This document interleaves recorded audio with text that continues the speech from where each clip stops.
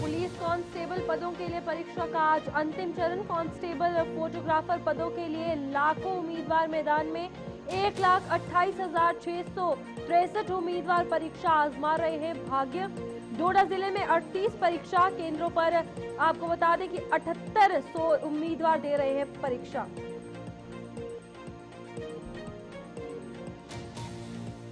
सफेद हाथी साबित हो रहा है 2 साल पहले बना ट्यूबवेल। सरकारी खजाने को लगाई गई करोड़ों रुपए की चपत। ट्यूबवेल से आज तक पानी की सप्लाई नहीं हुई बहाल। सीमावर्ती 3 गांव की 2000 आबादी हो रही है प्रभावित।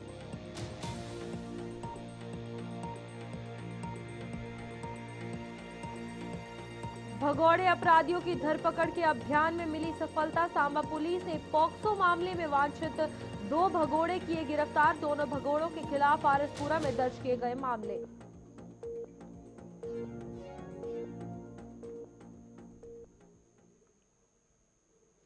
नमस्कार, जम्मू कश्मीर के इस बुलेटिन में आप सभी का स्वागत है। मैं हूं आपके साथ रूपाली शर्मा। तो चलिए बुलेटिन की शुरुआत करते हैं। डोडा की अहम खबर से करते हैं, जहां पर जम्मू और कश्मीर की अगर बात की जाए तो पूरे जम्मू कश्मीर में कांस्टेबल के 4002 पदों के लिए आज अंतिम चरण की परीक्षा हो रही है।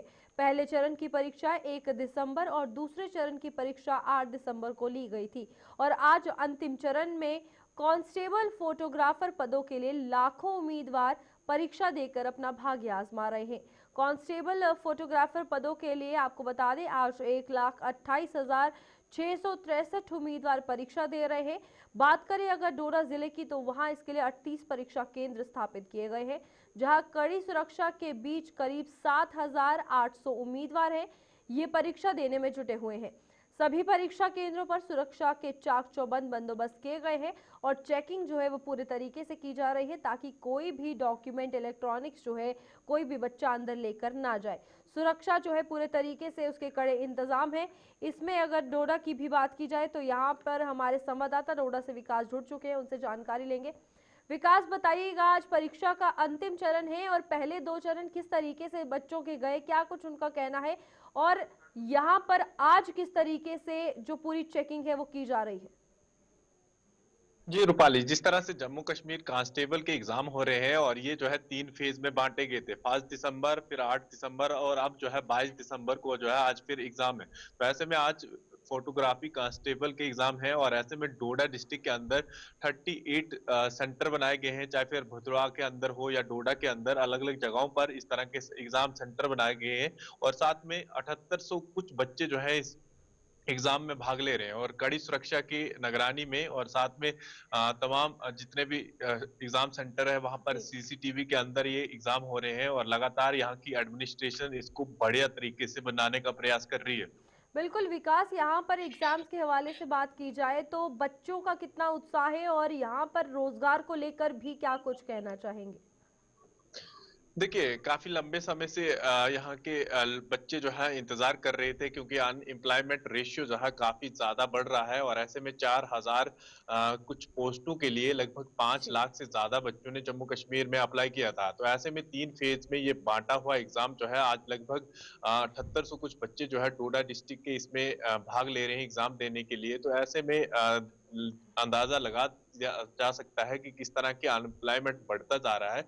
और एक तरफ यहाँ के बच्चे जो है एज रिलैक्सेशन के लिए भी बात कर रहे थे और कई जगहों पर इस तरह के प्रोटेस्ट भी देखने को मिल रहे थे। जी। लेकिन फिलहाल एग्जाम यहाँ की एडमिनिस्ट्रेशन करवा रही है, यानी जेकेएसएसबी करवा रहा है और इसको बढ़िया तरीके से और लगातार इस तरह का प्रयास किया जा रहा है। बिल्कुल विकास, एज रिलैक्सेशन की अगर बात की जाए तो ये एक बहुत बड़ा मुद्दा है, लेकिन यहाँ पर एक और मुद्दा है कि जिस तरीके से सरकारी एग्जाम्स की बात की जाए इनमें धांधली देखने को मिली है, तो इस बार इस परीक्षाओं को लेकर ट्रांसपेरेंसी कितनी रखी गई है? देखिए, कड़ी सुरक्षा के बीच और अच्छी तरह सीसीटीवी के निगरानी में मॉनिटरिंग डिस्ट्रिक्ट एडमिनिस्ट्रेशन डोडा कर रहा है और किसी तरह की भी कोई धांधली सामने ना आए। और ऐसे में अब जो है 600 कुछ पोस्टें सब इंस्पेक्टर के लिए भी निकली है। तो ऐसे में लगातार यहाँ के बच्चे अपील कर रहे हैं, क्योंकि पिछले 3 से 4 साल उनके इस तरह से वेस्ट हो गए हैं। तो वो चाहते हैं कि एज रिलैक्सेशन हो साथ में, क्योंकि कोई भी बच्चा जो है 18 साल की उम्र में ग्रेजुएशन नहीं करता। जी, ऐसे में 21 साल लग जाते हैं। तो ऐसे में यहाँ के युवा चाहते हैं कि इसकी एज रिलैक्सेशन बढ़ जाए ताकि आने वाले जो सब इंस्पेक्टर का एग्जाम है उसमें भाग ले पाए। बिल्कुल विकास, यहाँ पर एक तरफ बच्चों का मुद्दा जो एग्जाम देना चाहते हैं पर नहीं दे पा रहे, दूसरी तरफ सरकार को कितना ज़्यादा ज़रूरी है इस बात को समझना कि जो बच्चे बेरोजगार हैं उनके लिए ना ही सिर्फ गवर्नमेंट सेक्टर में बल्कि हर एक विभाग की अगर बात की जाए, प्राइवेट सेक्टर्स की भी बात की जाए, नौकरियां जो है वो ढूंढ रहे हैं, रोजगारी जो है वो कम है, बेरोजगारी जो है वो बहुत ज़्यादा है। इस पर फोकस करना कितना ज़्यादा ज़रूरी है क्योंकि फ्यूचर ही खराब हो रहा है। देखिए 4,000 पोस्टें जम्मू कश्मीर में निकलती है तो 5 लाख से ज्यादा बच्चे जो हैं इसके लिए अप्लाई करते हैं। तो देख लीजिए कितने बच्चे जो हैं बेरोजगार हैं और किस तरह से नौकरी की तलाश में किस तरह से भटक रहे हैं। जी। तो ऐसे में अंदाजा लगा दिया जा सकता है कि अगर सब इंस्पेक्टर की जो पोस्टें निकली हैं उसके लिए भी अगर ग्रेजुएशन लेवल ढूंढ रहे हैं तो उसमें लगभग 2-2.5 लाख से ज्यादा एग्जाम फॉर्म लगेंगे। ऐसे में एज रिलैक्सेशन अगर बढ़ जाती है तो ये आंकड़ा 3 लाख से ज्यादा होने वाला है, क्योंकि कई बच्चों की उम्र जो है कोविड के बीच में गुजर गई है और ऐसे में 3 से 4 साल बीतने के जो पीछे बीते हैं उसमें कोई भी इस तरह की भर्ती नहीं निकाली गई है कास्ट यानी सब इंस्पेक्टर की। ऐसे में सब उम्मीद कर रहे हैं कि फैसला उनके हक में हो ताकि आने वाले समय में वो लोग जो है अपना लास्ट चांस ना गवाएं और इस रिक्रूटमेंट के जी अंदर पार्टिसिपेट भी करें। विकास, डोडा की अगर खास तौर पर बात की जाए, आज लास्ट शिफ्ट की अगर बात की जाए, कितनी शिफ्ट्स में ये एग्जाम करवाया जा रहा है और साथ ही साथ यहाँ पर कौन कौन से सेंटर्स कहाँ कहाँ बनाए गए हैं? देखिए डोडा के डिस्ट्रिक्ट के अंदर हेडक्वार्टर के अंदर जितने भी प्राइवेट स्कूल हों या फिर गवर्नमेंट स्कूल हों उन तमाम जगहों पर इस तरह का एग्जाम सेंटर बना दिए गए हैं और साथ में जीएमसी यानी जीएमसी घाट जो मेडिकल कॉलेज है वहां पर भी है और भद्रवा के अंदर जितनी भी हाई सेकेंडरीज है या कॉलेज है उन तमाम जगहों पर इस तरह के एग्जाम सेंटर बना के रखे हुए हैं। कि जहां पर भी सीसीटीवी लगे हैं या कड़ी सुरक्षा है उन तमाम जगहों पर इस तरह के एग्जाम लिए जा रहे हैं और बिल्कुल सही तरीके से और एडमिनिस्ट्रेशन बच्चों अंदर का क्या कुछ सीसीटीवी कहना के। है विकास इन चीज़ों को लेकर, ये जो अपॉर्चुनिटी उन्हें मिली है इन 4,000 पोस्टों की, यहाँ पर ये भी देखने को मिलता है कि एक ग्रेजुएटेड बच्चा भी 4th क्लास के लिए फॉर्म भर रहा होता है जो कि 10th क्लास वाले या 12th क्लास वाले पास किए हुए लोगों के लिए होता है। तो यहाँ पर ये जो बेरोजगारी का दर है, कितना ज़्यादा गैप दिख रहा है क्योंकि जिनको वो अपॉर्चुनिटी मिलती है उन्हें भी नहीं मिल पाती प्रॉपरली, और जो ग्रेजुएटेड होते हैं वो भी धरे के धरे अपना हाथ रखे बैठे रहते हैं। देखिए कांस्टेबल की जो पोस्टें निकली थी इसमें 10th या 12th क्वालिफिकेशन थी, लेकिन यहाँ पर भी कई बच्चे जो ग्रेजुएशन करके या बीएड या एमए या इस तरह का एग्जाम क्वालिफाई करने के बाद भी नौकरी के लिए किस तरह से भटक रहे हैं, यानी वो बच्चे भी जो है इसके लिए अप्लाई कर रहे हैं। तो ऐसे में इस तरह का अंदाजा लगा जा सकता है कि किस तरह से बच्चे जो है नौकरी की तलाश में कोई भी एग्जाम यानी कोई भी पोस्टें निकल रही हैं, चाहे फिर इससे पहले 4th क्लास की जेकेएसएसबी में पोस्टें निकली थी। तो सोचिए कि ग्रेजुएशन लेवल के लड़के भी जो है इसके लिए अप्लाई कर रहे थे जिसमें 10th क्लास रिक्रूटमेंट थी। तो ऐसे में लगातार लड़के चाहते हैं यानी जो बच्चे पढ़े लिखे हैं वो तमाम चाहते हैं कि कहीं पर भी एडजस्ट हो जाए ताकि अपना रोजगार कमा सकें और लगातार इस तरह रिक्रूटमेंट के पीछे भाग रहे हैं। आपका जानकारी देने के लिए, और ये विकास हमें जानकारी दे रहे थे। जहां पर डोडा की अगर बात की जाए तो ना ही सिर्फ डोडा में, पूरे जम्मू कश्मीर में कांस्टेबल फोटोग्राफर को लेकर जो है परीक्षा का आज अंतिम दिन है। इससे पहले 2 चरण में कांस्टेबल की जो भर्ती है उसको लेकर एग्जाम हुए थे। यहाँ पर ट्रांसपेरेंसी के हवाले से प्रॉपर सुरक्षा की फैसिलिटीज की गई है, कोई भी इलेक्ट्रॉनिक उपकरण जो है वो अंदर नहीं लेके जाने दिया जा रहा, और यहाँ पर ध्यान रखा जा रहा है कि किसी भी तरीके की कोई भी वो दिक्कत जो है बच्चों को ना हो। और सबसे बड़ा सवाल यहाँ ये उठता है कि महज 4,000 पोस्टों के लिए 5 लाख से ज्यादा युवा जो है वो अप्लाई कर रहा है, और ये एक बड़ा सवाल बेरोजगारी के हवाले से भी बनता है, जहां सरकार को भी ये चीज सोचनी होगी कि जो युवा बेरोजगार है रोजगार का जरिया उनके लिए बनाया जाए। जहां पर नए नए योजनाओं की अगर बात की जाए वो लाई जाती है, लेकिन इन लोगों के लिए रिक्रूटमेंट भी लाई जाए। आगे बढ़ते हैं, जहां कठुआ जिले में हीरानगर के सीमावर्ती करोल कृष्ण इलाके में आज से करीब 2 साल पहले बनाया गया ट्यूबवेल आज तक लोगों के किसी काम नहीं आ पाया है। जल शक्ति विभाग ने इस पर करीब 2 करोड़ रुपए खर्च कर सरकारी खजाने को नुकसान पहुंचाया था, क्योंकि इस ट्यूबवेल से 2 सालों के बाद भी पानी की सप्लाई शुरू नहीं हो पाई है।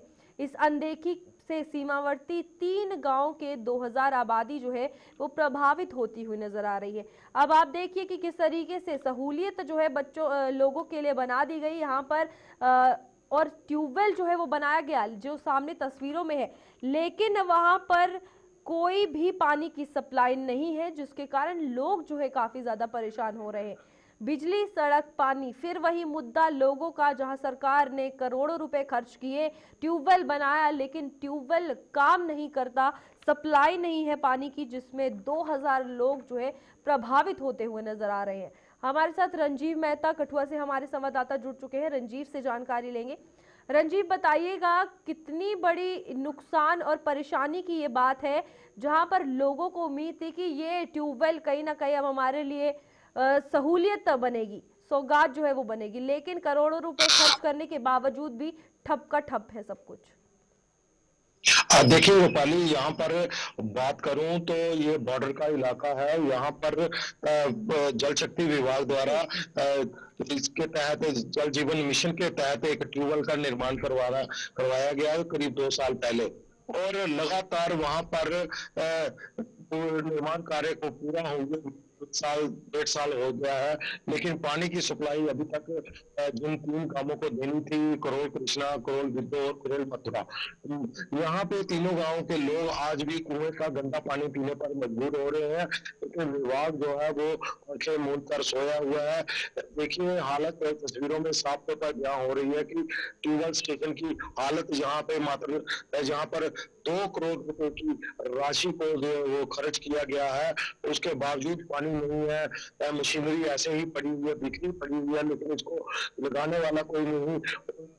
इसके बावजूद वहां पर अगर विभागीय अधिकारियों से इसके बारे में बात की जाए तो जो ठेकरा है वो कभी मैकेनिकल वाले सिविल पर छोड़ देते हैं, और सिविल वाले लेकिन मैकेनिकल वाले रंजीव, यहाँ पर एक और को सवाल है कि अगर 2 करोड़ रुपए खर्च किए हैं, तो आखिरकार फिर ये जो परियोजना है ये लोगों तक पहुंचनी चाहिए थी ना। ये स्कीम जल जीवन मिशन के तहत अगर बनाई गई तो पहुंचनी चाहिए थी। यहाँ पर सरकार कभी कभी जागरूकता के अभियान चलाती है लोगों के लिए, लेकिन जिन चीजों के बारे में लोगों को पता है, यानी कि उनकी बेसिक नीड्स, पानी जो रोज की एक नीड है, उसी को वो नहीं पहुंचा पा रहे। और मैं बताऊं, क्योंकि जो लोगों के टैक्स का पैसा है उसकी काफी लूट हो रही है इस विभाग की द्वारा। जल शक्ति विभाग की बात करूं तो इलाके में हर जगह लोगों की रोजाना शिकायतें आती है कि करोड़ों रुपए खर्च किए गए गांवों में, दूर दराज के गांवों में, लेकिन उसके बावजूद वहां पर पानी जो है उन्हें नहीं मिल पा रहा। और इतनी धनराशि केंद्र सरकार की तरफ से जो जल जीवन मिशन, हर घर नल और जल नल में नल में जल की जो व्यवस्था है वो की गई थी, लेकिन उसके बावजूद लोगों को पानी नहीं मिल रहा है। करीब 2000 की आबादी इस ट्यूबवेल जो आज हम दिखा रहे हैं बड़ सीमावर्ती क्षेत्र का, वो उसको पानी, पीने का पानी मिलना था, लेकिन वो लोग अभी भी मोहताज हैं। और अपने इलाके के जब स्थानीय लोगों से हमारी बात हुई तो उनका कहना था कि अब इसको कुएं का गंदा पानी पीने पर आज भी मजबूर है, लेकिन ट्यूबवेल तो बना है लेकिन सुनवाई नहीं है। इसके लिए विभागीय अधिकारियों की जिम्मेवारी तय होनी चाहिए, क्योंकि काम पूरा होने के बावजूद भी लोगों को अगर उसका लाभ नहीं मिलेगा तो जो लोगों का क्या कुछ कहना है? अधिकारी ये परियोजना के जब लाई गई, ट्यूबवेल बनाया गया, उसके बाद कोई भी इस विभाग का अधिकारी वहां पर आया, सूझबूझ ली गई, और अगर ने इतने लंबे समय से किसी से बात क्यों नहीं रखी आगे? देखिए लोगों ने बात हमेशा उठाते हैं लेकिन सुनवाई नहीं है। विभागीय अधिकारियों से जब बात की जाती है तो वह लोग अगर जाते हैं किसी अधिकारी जल शक्ति विभाग के कार्यालय में, तो वो अगर सिविल विभाग के पास जाएंगे तो वो उनके विंग के कहते हैं कि ये मैकेनिकल का पार्ट है, मैकेनिकल वाले के पास जाएंगे कि सिविल का काम बचा हुआ है। तो इसी के दोनों विभागों के बीच की जो रसाकशी है उसके बीच लोगों का खमियाजा भुगतना पड़ रहा है, क्योंकि लगातार लोगों की को ही पीने के पानी की परेशानी है। अब तक किसी भी घर में स्वच्छ जल जीवन मिशन के तहत हीरानगर इलाके की बात करें तो पानी नहीं पहुंच पाया है, क्योंकि 3 साल से अधिक उसका समय हो गया है इस परियोजना को आए हुए, लेकिन अभी तक पानी लोगों को नहीं मिला है। करोड़ों रुपए का काम जो है वो हो चुका है। इसके बावजूद लोगों में काफी रोष है। आए दिन डेपुटेशन आते हैं और चुने हुए नुमाइंदे से भी बात की जाती है, लेकिन पता नहीं कितना बड़ा नेक्सस है कि लोगों की सुनवाई इस विभाग में नहीं हो पाती, जिसके चलते आज सामने तस्वीरें बयां कर रही है कि ट्यूबवेल बना हुआ है, लेकिन फिर भी लोगों को सप्लाई जो है इससे पानी नहीं पिया जा रहा। ओवर टैंक भी बना हुआ है, लेकिन पता नहीं क्यों, क्योंकि मुलाजिम भी वहां पर ड्यूटी जी के लिए लगाए गए हैं, वो भी वहां से नदारद भी रहते हैं, लेकिन संजीव, ये पानी भी जो एक नहीं है। सवाल है, अगर ट्यूबवेल में पानी नहीं दिया जा रहा, लोगों को सप्लाई नहीं दी जा रही, तो वहां फिर मुलाजिमों का क्या कुछ काम? जब सप्लाई है ही नहीं तो जल विभाग, जल शक्ति विभाग के लोग वहां क्या काम कर रहे हैं? देखिए रूपाली, जब हम सुबह आज वहां पे गए थे तो वहां पे आपने गेट से ही देखा होगा कितनी काई चढ़ी हुई है, कितने धूल वहां पे जंगल की नुमा दिखाई दे रहा है। ना कोई वहां पे व्हाइट वॉश हुआ है ट्यूबवेल के अंदर, जिस तरह के व्हाइट वॉश के नाम पर करोड़ों रुपया जो है निकाला जाता है, लेकिन नया ट्यूबवेल है बिल्कुल, और ऐसे ही पड़ा हुआ है डिफंक्ट हालत में। अंदर पैनल जो लगाया था पावर के लिए, जब हमने अधिकारी से बात की तो उन्होंने कहा कि शायद बिजली का ट्रांसफार्मर नहीं लगा हुआ। हमने तस्वीरें में साफ तौर पर दिखा रहे हैं कि वहां पर बिजली का ट्रांसफार्मर बकायदा लगा, अब रंजीव, कनेक्शन लगा आखिरी हुआ। सवाल रहेगा, यहाँ पर क्या कुछ लगता है, सरकार ने लोगों के लिए स्कीम लाई, विभाग तक दे दी गई, बजट जो है वो भी विभाग को मिला, अब विभाग ने ट्यूबवेल ढांचे के तौर पर दिखाने के लिए तैयार कर दिया, सप्लाई नहीं मिल रही। अब लोगों का, जाहिर सी बात है, आवाम का रोष सरकार की तरफ होगा। तो अब ये कितना बड़ा पहल है, देखने वाली होगी लोगों की, कि जो सरकार और जो विभाग के बीच का गैप है, जहां पर पता नहीं चल रहा कि विभागों की खामियां किस तरीके से छुपाई जा रही हैं, उसमें क्या कुछ सामने आएगा। यहाँ पर ये बात बहुत बड़ी खड़ी होती है। बिल्कुल खड़ी है, वो ऐसी बातें बिल्कुल है, क्योंकि विभाग पर सवाल खड़े होना लाजमी है, क्योंकि जो काम उनको सौंपा गया था, पैसे देकर उन्होंने ठेकेदारों से काम करवाया, लेकिन उसके बावजूद भी लोगों तक पानी नहीं पहुंचा, तो सवाल तो उनको उन पर जरूर होता है और जवाबदेही भी उनकी है, लेकिन जवाबदेही देने के लिए तो तैयार ही नहीं है। जब बात करो तो आनाकानी की जाती है, जब इनके अधिकारियों के पास जाओ तो वह लोग जो पूछने जाए उल्टा उसको ब्लैकमेल करना शुरू कर देते हैं। ठीक है। और अगर फोन पे बात करो तो फोन पे भी पहले तो उठाते नहीं है। कुछ अधिकारी जो है वो रिटायर होने के बावजूद भी विभाग के कामों में दखलंदाजी पूरी तरह से कर रहे हैं, और वो बिल्कुल। मामला इस इलाके में एक बड़ा बड़ा रूप ले चुका तो है। कहीं ना कहीं ये कहा जा सकता है सिस्टम का एक बहुत बड़ा फेलियर है। रंजीव, बहुत बहुत धन्यवाद आपको जानकारी देने के लिए। और यहाँ पर यह सवाल सरकार के लिए भी है, विभाग के लिए भी है, और आवाम की परेशानी सिर्फ इसका एक बहस जरिया जो है वो निकल कर बाहर आता है। क्यों? क्योंकि यहाँ पर 2 करोड़ रुपए लगा दिए गए, सरकार की तरफ से विभाग ने जो है वो ढांचा बना दिया, क्योंकि बजट जो है वो मिला था, लेकिन लोगों के घरों तक पानी नहीं पहुंचा। और यहाँ पानी ना ही सिर्फ इक्का दुक्का लोगों की बात आ रही है, बल्कि यहाँ 3 गांव के 2000 लोग प्रभावित हो रहे हैं। सिस्टम का कितना बड़ा फेलियर है, जहां लोगों को जागरूकता के लिए बार बार कहा जाता है कि ये स्कीम सरकार की है, आप इस पर ध्यान दीजिए, इसका फायदा उठाइए, लेकिन यहाँ आम बेसिक नीड यानी पानी की सहूलियत ही लोगों को नहीं दी जा रही। तो ये एक बड़ा सवाल बनता है। आगे बढ़ते हैं, जहां पर अपराधियों के खिलाफ अभियान को जारी रखते हुए आपको बता दें कि सांबा पुलिस ने पुलिस स्टेशन आरएसपुरा जिला जम्मू में दर्ज पॉक्सो मामले में वांछित 2 भगोड़ों को गिरफ्तार किया है। इन दोनों भगोड़ों की पहचान बशीर निवासी लंगोटिया मीरा साहिब और रोशनदीन पुत्र मोहम्मद सादिक निवासी बरमल तहसील बिश्ना के रूप में की गई है। पुलिस ने इन दोनों को अदालत में पेश किया, जिसके बाद इन्हें जिला जेल अम्फला भेज दिया गया है। तो फिलहाल आपको बता दें, पुलिस की ये बड़ी कार्रवाई जो है वो देखने को मिली है, जहां पर 2 भगौड़ों को पकड़ा है, और पॉक्सो मामले में ये 2 भगौड़े जो है भागे थे, और अब बड़ी कामयाबी जो है मिली है। और आपको बता दें, इनके खिलाफ पुलिस ने मामला जो है वो भी दर्ज किया है। चलिए इसी पर अधिक जानकारी लेंगे, हमारे साथ हमारे संवाददाता ऋषि खजूरिया जुड़ चुके हैं। ऋषि, पूरे मामले की जानकारी दीजिए, क्योंकि पुलिस ने फिलहाल इन दोनों पर एफआईआर भी दर्ज की है, मामला जो है वो दर्ज है, क्या कुछ पूरी जानकारी है? देखिए बिल्कुल पुलिस की अगर बात करें तो जम्मू कश्मीर पुलिस का एक प्रयास है, एक मुहिम है कि जो भी तमाम क्रिमिनल्स हैं उनकी धरपकड़ की जाए। और खासतौर पर जो कई अलग अलग आपराधिक मामलों में शामिल रहते हैं और वो फरार हो जाते हैं, तो उनकी फाइल्स भी अब ओपन होना शुरू हो चुकी हैं और एक एक करके इनको जो वो सलाखों के पीछे भेजा जा रहा है। इसी कड़ी में आगे बढ़ते हुए सांबा पुलिस ने भी एक बड़ी कामयाबी हासिल की है, जी। जिसमें 2 जो हार्डकोर क्रिमिनल्स हैं इनको गिरफ्तार किया गया है, जिनकी इन्वॉल्वमेंट पॉक्सो केस में है। यानी ये एक जघन्य अपराध है जिसमें ये शामिल थे, उसी में इन दोनों को अब जो है वो गिरफ्तार कर लिया है। एब्सकॉन्डर थे ये। और इसी के साथ ना सिर्फ पॉक्सो एक्ट बल्कि इनके ऊपर एनडीपीएस एक्ट और कई अलग अलग आपराधिक मामले और भी शामिल है जिसमें ये इन्वॉल्व थे। और मैं आपको बता दूं कि पॉक्सो एक्ट की बात करें तो ये मामला आरएसपुरा पुलिस स्टेशन में दर्ज था।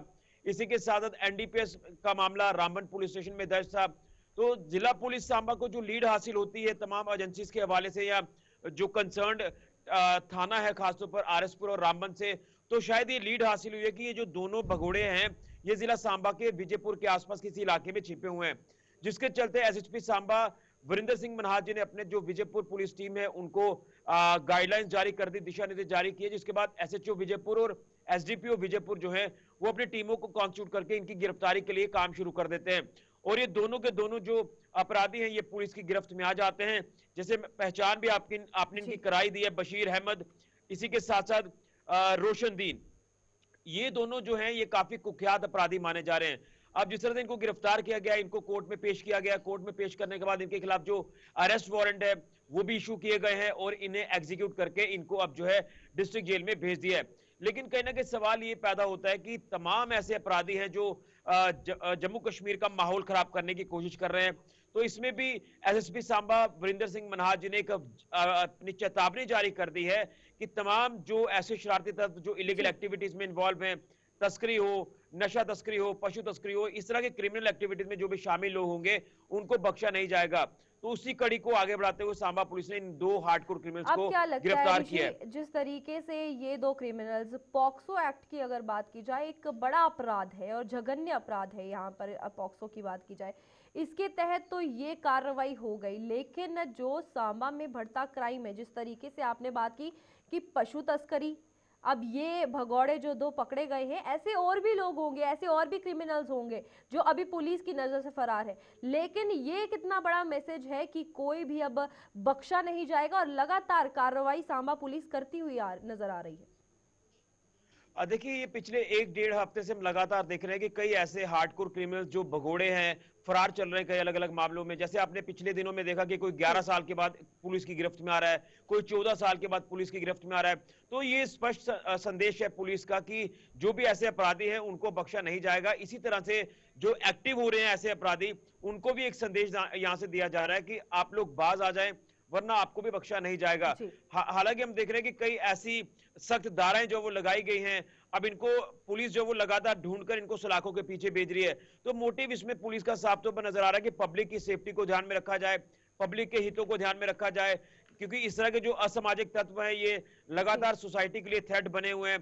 तो इस थ्रेट से पार पानी है, इस चैलेंज को एक्सेप्ट करके पुलिस लगातार अपनी कार्रवाई को अंजाम दे रही है और इस तरह के शरारती तत्वों को under relevant sections of law के तहत बुक कर रही है। तो एक अच्छा संदेश जो है वो पब्लिक के बीच में जा रहा है। यहाँ पर ऋषि एक और सवाल उठता है, जिस तरीके से अपराध बढ़ रहा है, क्या लगता है नशा भी उसका एक कारण है? देखिए ऑब्वियस सी बात है कि जो लोग नशे में इन्वॉल्व हो जाते हैं, जब उनका नशा पूरा नहीं होता है तो फिर वो अलग अलग तरह के आपराधिक गतिविधियों में शामिल हो जाते हैं।